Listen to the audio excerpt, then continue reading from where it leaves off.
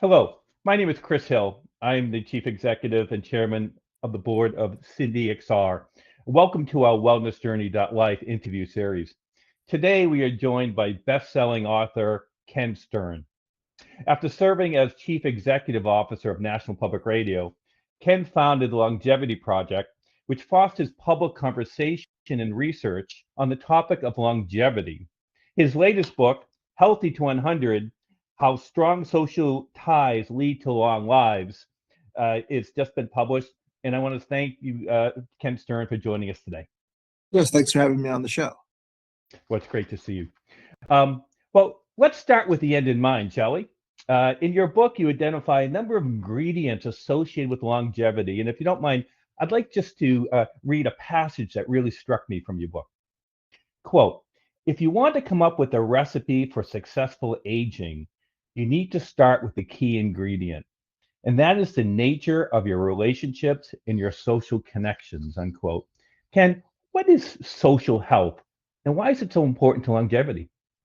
Yeah, so it's a great question, Chris. Let's take a step back. I think as Americans, we've been largely trained to think of our life expectancy and our healthy life expectancy as being a function of fitness, nutrition, access to healthcare, even genetics. And all those things matter. But what we haven't really put in the equation is the importance of social connection to health. And I think we've learned over the last 20 years that being lonely is a great risk to our health. It's the research shows it's roughly equivalent to being lonely is roughly equivalent to smoking 15 cigarettes a day. And conversely, being socially connected, being out and about, being connected, being engaged with the world, with others, to having purpose in life is positively correlated with longer life expectancy, better health, lower risks of cancer and heart disease, and better cognitive health.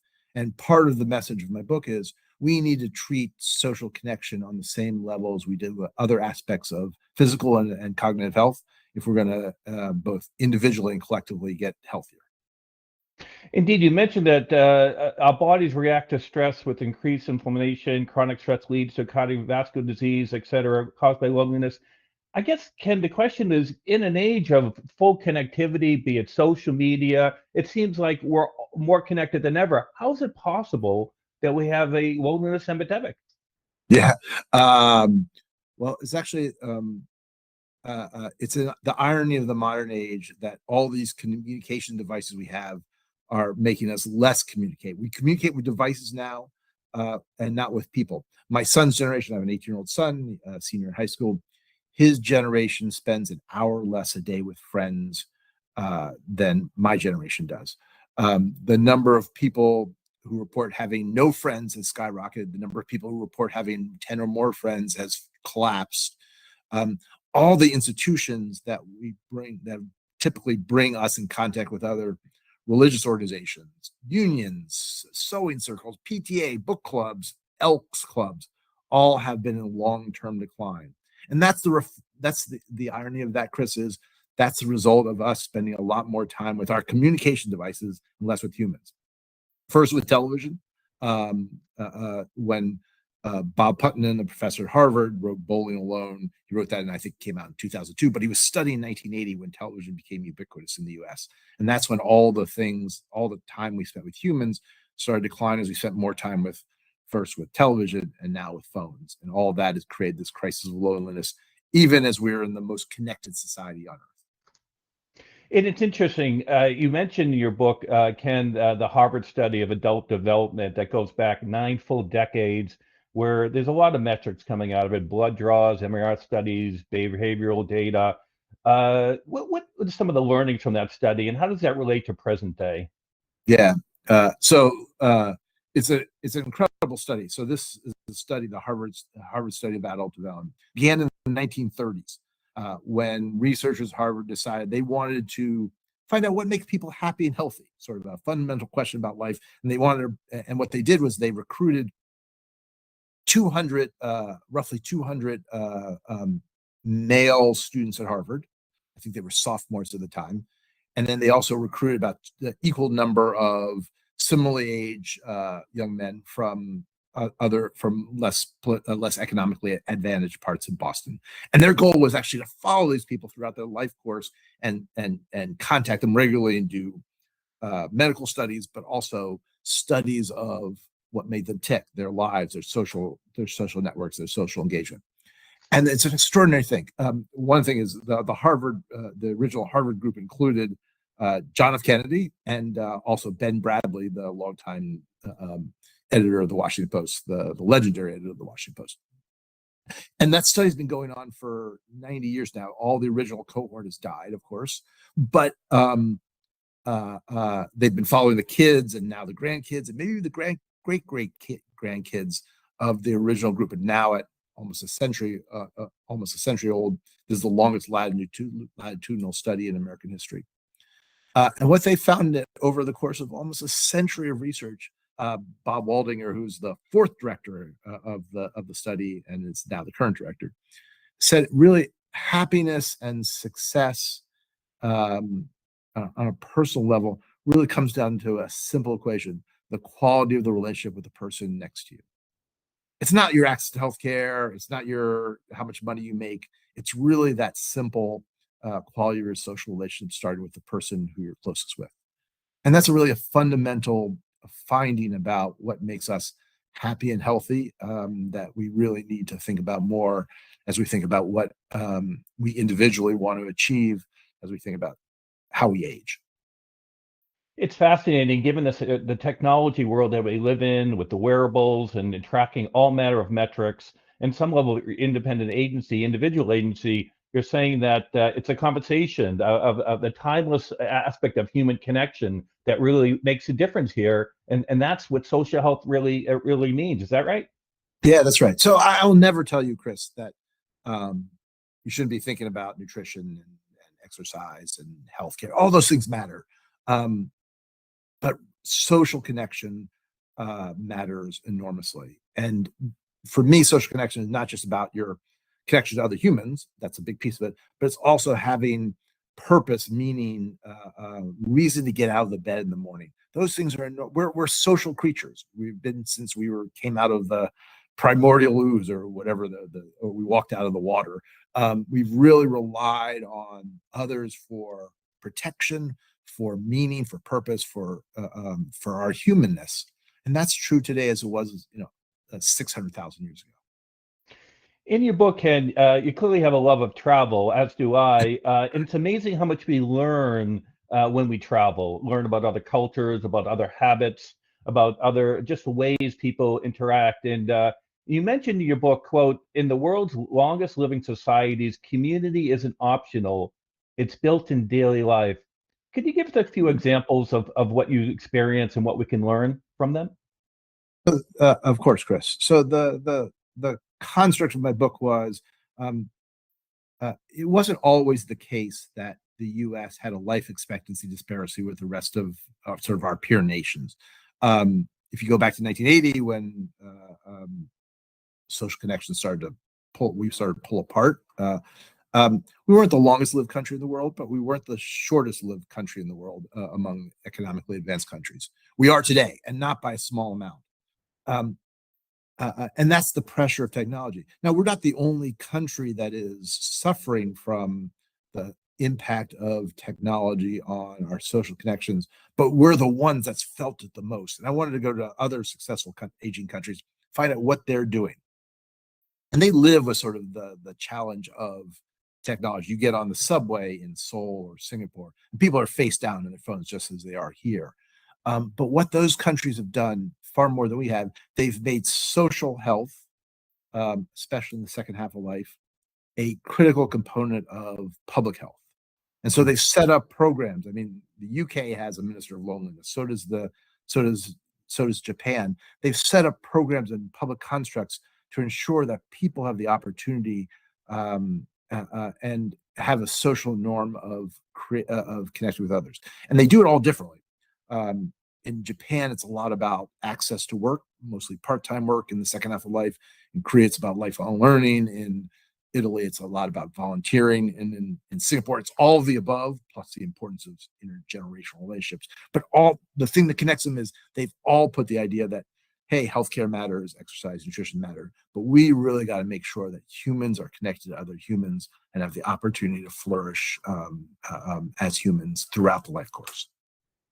You mentioned Singapore and the importance that they put on intergenerational relationships, the Singapore way, if you will. It occurs to me, when I was growing up, my grandmother lived with me, and there were sort of stronger connections. Have we lost our way regarding that in the United States? Yeah. So if you turn the clock back 120 years ago, um, and really for all almost and before that for all of human history, we lived in multi-generational communities in the US. Still, until the turn of the century, it was a largely an agrarian economy. People grew up on the farms, they lived in multi-generational communities, they worked together in multi-generational units. The 20th century, with urbanization and greater mobility, we really lost that, and we created essentially a civic norm around the idea that, in fact, when you hit 18 or 21, you got to leave the house. Something wrong with you didn't. And then we created this idea of retirement communities starting in the 1950s. Didn't exist before. The idea that you would leave the community of your lifetime and move to the burning desert in Arizona or to Florida and live with only people of your age. It's a very anti-evolutionary idea that we developed during the 20th century. And it's hurt us. It's pulled the generation apart. My friend Mark Friedman always says the generations fit together like pieces of a jigsaw puzzle. And it turns out a lot of the research shows that generativity, putting the generations together, are good for the health of older folks and the purpose of older folks. It's also really critical to the development of younger people as well. And we've lost that to a great degree, and we need to recapture that. Other countries never lost in the same way. You don't find 55 plus communities in other countries, really. But others have made it sort of like in Singapore, made it a centerpiece of social policy to keep the generations together, even if sort of mobility and modernity wants to pull them apart. It's interesting. It sounds like a real commitment by countries and societies for this, very intentional. You also referenced the importance of continuous education. Are you seeing more of a commitment throughout the world to engage communities, particularly 50 plus communities around continuous education? Yeah, for sure. So you see it in a lot of places. So Singapore, for instance, has a what they call, I think, life skills credit that basically makes lifelong learning free up to a certain degree for virtually everyone in the city, in the country. But I wrote about it mostly in Korea because they're kind of maniacal about the idea that learning is something you do across the life course. It's not something you do in high school and college, then stop. It's something you need to do both for professional development and sort of active citizenry and throughout the life course. It's actually a constitutional right in Korea. The idea of lifelong learning is in the Korean constitution. Sort of a strange concept for me, used to the idea of constitutional rights of not having troops quartered in your house as we do. So what they've done in Korea is they've built this very thick network of what they call lifelong learning cities. So virtually every city in the country has applied to the Ministry of Education to be designated a lifelong learning city. And they've built this lifelong learning institutes in every city, which puts, in most cases, classrooms in every neighborhood in the country. And so that no one of any age will be more than 5 or 10-minute walk, at least in an urban setting, from a classroom, and the opportunity to take a course. And the social norms develop, like that's something you do. It's good for you. It gets you out of the house. It gets you cognitively engaged. It brings you in community with other people. And it's good for participation in citizenry, right? That's the social norm. So you see lots and lots of people doing that. The interesting thing, Chris, in the US, most of us, AARP has done a lot of research on this. Most of us think of ourselves as lifelong learners, but what we do often is solitary. So when AARP asks people, what do you do for your lifelong learning? We reply, reading alone and watching cable news. pros and cons of those things, but they don't get us out of the house. They don't bring us in community with other people, and that is a challenge. The opportunity is there's actually lots of opportunities in the U.S. to learn even as we age.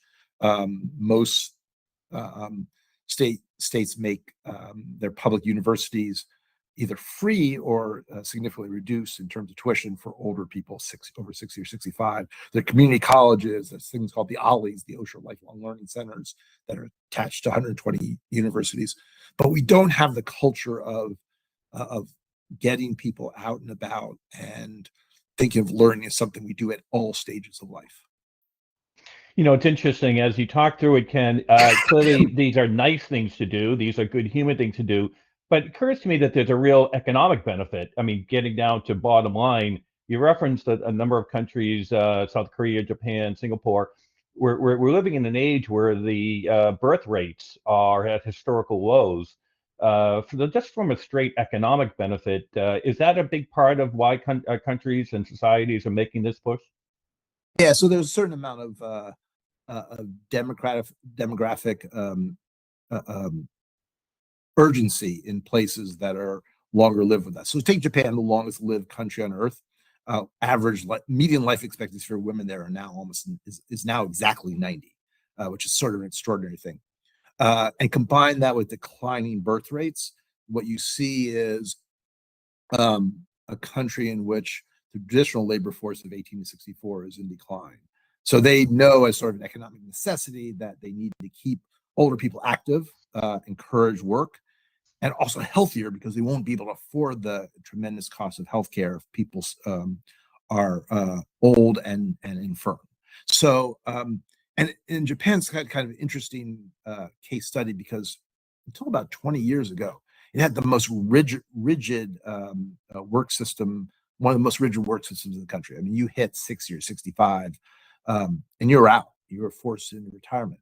And what has developed since is actually sort of this amazing story where not only are companies creating essentially a second work environment, a lot more part-time work, job sharing, high use of assistive technology.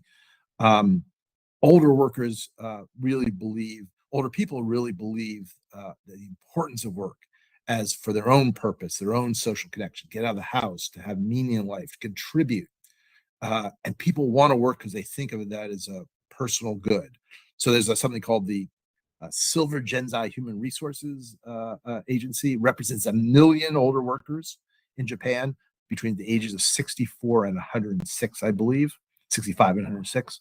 And they only place them in part-time jobs. It's the only thing they do. And they've worked with companies around the country and with governments to ensure that that type of opportunity exists for older workers. And they've polled their workers, the members of Silver Genzai, and 80% tell them they want to work not because of economic reasons, but because of social reasons, because it is their fundamental belief that it's good for their health and their well-being. And that's just a huge change, and really just a generation from what has gone on before. It's fascinating. In this conversation, Ken, there's a number of paradoxes. We mentioned earlier how connected everybody are, yet there's a loneliness epidemic. And that's borne out by, as I mentioned before in our prior conversation, the CNDXR wellness community, as they get together and they talk about their situation, whatever that may be, instead of talking about A1C and blood pressure, they're talking about things like loneliness, which totally backs up your thesis. And that gets to me a question, which is, you mentioned healthcare expenses. So we know that in some ways we are in a healthcare crisis. The level of expense being paid by individuals and companies is really off the charts. There's a lot of debate about how we fix that. In an age where we're tracking everything, that crisis exists. So I guess what I'm trying to understand is, how do we square the current healthcare environment that we live in with the thesis of your book? Is there some aspect of personal agency that needs to happen for them to take their own longevity in hand here, given that a lot of times people waiting to present a problem? How do we, the question is, how do we rectify that with individual agency? So I think the research shows that health takes place outside the doctor's office. And again, not to minimize the important role that health doctors and healthcare systems play in keeping us healthy or keeping us alive, but it's pretty clear, and you see it else in the world, that the best thing we could do in terms of healthcare is make people stay healthy and need doctors less. So a lot of the things we're talking about here is, in terms of social connection, they're not cures. They're a way to keep you healthy, active, engaged, so you need less access to healthcare in the future. And I think, people say a lot, we have a sick care system in the US, not a healthcare system, because we don't use enough assets for invest in prevention. And I think generally that's commonly accepted as true, that we need to invest more in helping people stay healthy so they need less of this $3 trillion economy that we developed around healthcare. You see, as I have a partnership with the lifestyle medicine program at Stanford. That's their thing, right? They're not there to treat people. They're to help people treat themselves, so they don't need doctors in the first place. And I think that fits hand in glove with the idea of social connection being a preventative approach, not a curative approach. What really strikes me, Ken, is the sustainability of your thesis of social health in your recommendations. What I mean by that is we've all heard about the pluses and minuses of certain diets, the Mediterranean diet, eat this, only eat that. We're now going through the Ozempic world where as long as you get the shot and then you're going to be fine. It occurs to me that your reframing of this around social connection seems to be more sustainable. And what I mean by that is if I'm having lunch with a loved one or a friend or old colleague and I'm getting up and taking the steps to the coffee shop, there is a win-win environment there that is almost a partnership as opposed to the one-off of individual dieting, individual certain other methods. So it sounds like you have a more sustainable approach. Well, I think if we can build social connection, I think the challenge is all the metrics of social connection are going the wrong way in this country. If we can sort of reframe that, build what I think of as sort of a social health infrastructure to help people, make it easier for people to connect, give them opportunities for connection. Yeah, I think that tends to support everything about social connection, supports a broader aspect. It gets you out of the house, you're moving. You're responding more to social cues. One of the risks of loneliness is you don't have sort of the social cues about taking care of yourself. So being out and about will give you social cues about how to take care of your own health, to eat right, to exercise.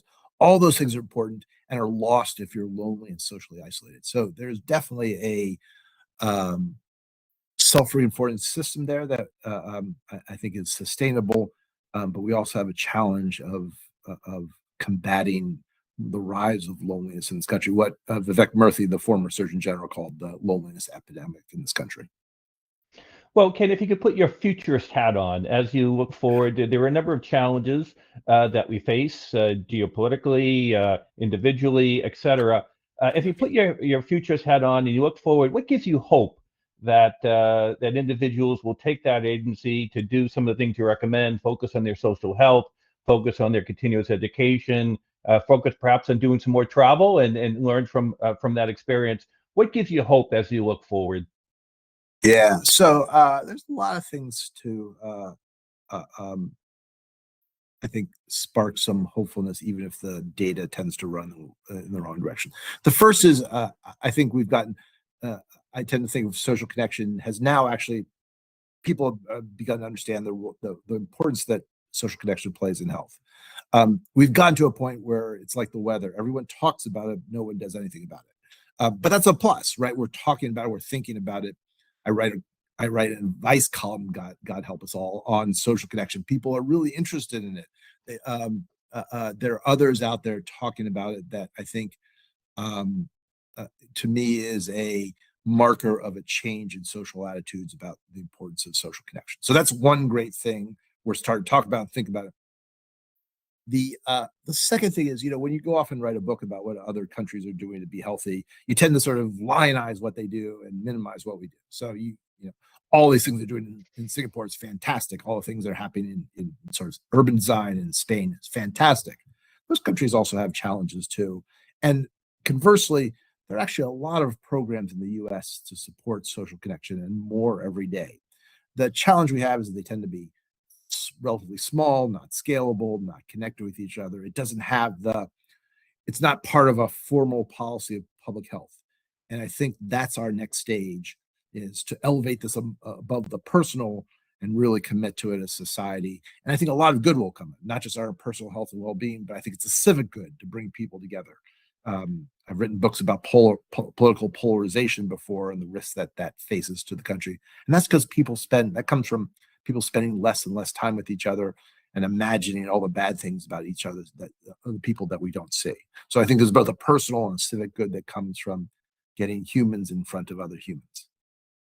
Another data point, perhaps, even as we tend to focus when we talk about longevity of people in their perhaps second half of the life, I note with interest for some of the younger folks out there, the folks that were in college. I know my daughter just graduated with her master's from the new school, but she started her first semester in the school, not in the new school at New York, but in our bedroom upstairs, in her because she was the COVID generation. And I remember the look on her face when she said, "This is no way to interact." And when we're able then to go back to school, and all the students came back to school, how important that personal connection was, even for those that are online first and perhaps social media first. So that perhaps gives us some hope as well, that the innate, and that's one of the things I love about your book, the innate human aspect of connection. It's all inside of us, and we have to make sure that technology does get in the way. And I hope that that's also a data point as folks, even the younger folks, start progressing through their life. Would you say so? Oh, I would think so. So I think COVID, it's really, I think, correct of you, Chris, to mention the lessons of COVID. Obviously, the harm that it brought to a generation of kids who are divided from other kids. Saw it with your daughter. I saw it with my son, a few years younger than your daughter. The struggle that created, the physical harm that created. We also saw it with older folks. We thought the right thing to do was bubble wrap older folks and keep them away from each other. And medically, that was probably right, and maybe even that was the right decision. But we also saw the deep harm that it did, often killed people just from isolation and loneliness. And that was a real, I think, for me, a real marker of the health costs of dividing people, the direct, human costs of that. Not just in making them depressed and lonely, but actually killing people as they divide from other people. I went to one of the places I went to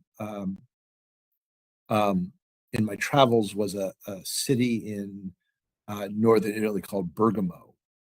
And Bergamo, to the extent it's a lovely sort of untouched city in northern Italy, beautiful place to visit. But it's most famous now as being ground zero for the first outbreak of COVID in the Western world. It was a terrible, devastating. No one knew what it was. It was really the first place. People died. They had to stop ringing the bells when people died because there were just too many. And the interesting thing came out of this was you might think that what Bergamo would do after COVID was try to bubble wrap their older population and keep them separated and immunized from the risks that other people pose to them. But they've gone the opposite direction. They've actually gotten rid of senior centers and created centers for all ages to bring generations together, to make sure that literally all the generations are exposed to one another. They want to bring the seniors back into community, because one of the lessons they learned was, of course, the health risk of disease, but also the health risks of loneliness and social isolation. So they've gone the opposite way. That was the lesson. One of the hardest hit cities in the world where came away from COVID with the notion that bringing people together is, in some ways, the best medicine. Well, as difficult the epidemic was for all of us and our families and the loved ones we lost, perhaps there's something to say about the human condition that we bounce back. People bounce back and they embrace that human connection, and that suggests there's hope for all generations. And I'd like to leave this session, Ken. I can't thank you enough for joining us in the XR Wellness community here. The lessons learned and the book, and I highly recommend your book, Healthy to 100, Lessons from the World's Healthiest Countries. I'd like to leave our session today, Ken, with a little bit about your wellness journey. I've always fascinated to see people's journey and how we end up together here. And I know you're a lawyer by trade. We mentioned your prior experience as a CEO of NPR and the Longevity Project and the Centralized podcast and best-selling author. It occurs to me that if there's a thread between this, and certainly listening to you today, there's a lot of storyteller in Ken Stearns. And tell us a little bit about your journey and perhaps how this focus on longevity has affected you personally. Yeah, so I would say, Chris, in terms of my journey, the interesting thing for me is, like, I didn't really find my passion until I was about 50. I was a lawyer, I was in politics, I was in government. I spent a decade at NPR running it. And at NPR, I was at a place where I was managing people who told stories, but not actually telling the stories myself. And that seemed like the way it should be until I left NPR and I discovered actually sort of my joy in trying to tell stories and writing books and doing podcasts and newsletters and Instagram accounts. And that I really love it. I think I have a modest talent for it, for telling stories that I think I hope expose some larger truths about human nature. And that gives me the sort of, I think, in prior millennia, I would hit 50 and probably that would be the end of my life expectancy, and I probably would never have the opportunity to sort of to do this next act, which has been sort of the last 12 years. So I think that for me is sort of the biggest part of my journey of thinking about longer life.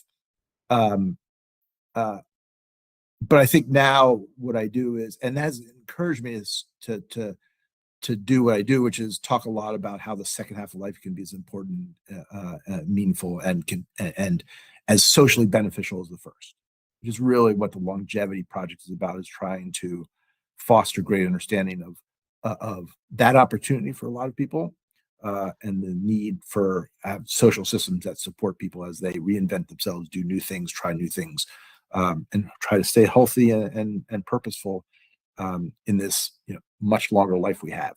I think people lose sight of the fact that longevity is one of the greatest accomplishments of the 20th century. At the beginning of the 20th century, around 1900, life expectancy was only about 41 or 42. It's 79 now. We've added more years to life in the last 120 years than all of human history before that. It's an extraordinary thing. But now we have to learn how to take opportunity of that, take the opportunity to really live that longer life to its fullest. And I think that's an exciting opportunity for all of us. Indeed, it is. And the quote that we'll end with from your book, longevity isn't just about adding years to your life. It's about adding life to years through meaningful relationships. And I can't thank you, Ken, enough for reminding us all of that. You certainly have taken us on a journey. You've told very good stories, and I thank you for sharing that with us today. Thank you, sir. Chris, thanks for having me on the podcast.